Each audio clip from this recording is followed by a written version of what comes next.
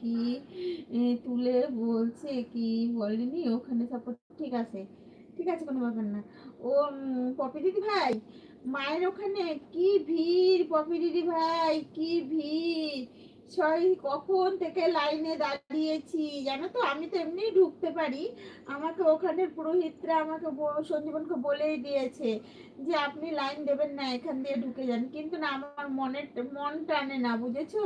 আমি ভাবি কি না, মা তো সবসময় আমার কাছে আসে, কষ্টে আমার কাছে থাকে, আমি একটু মাকে লাইন দিয়ে কষ্ট করে আমি একটু পুজো দিতে পারবো না। মনটা খুব টেনে ছিল, বুঝেছো পপি দিদি ভাই। তার জন্য আমার কান্না পেয়ে যায় সত্যি।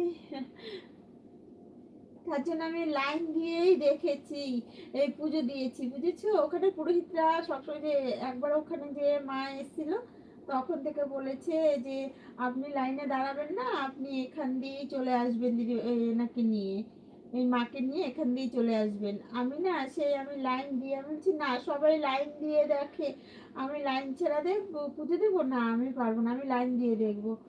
তারপরে সেই লাইনে কত দেরি পপি দিদি ভাই, কত দেরি, কত দেরি জানো তো। কি করবো, ওই লাইনে দাঁড়িয়ে দাঁড়িয়ে মায়ের পুজো দিয়ে তারপরে এসছি, বুঝেছো। এসে বাড়ি এসে চা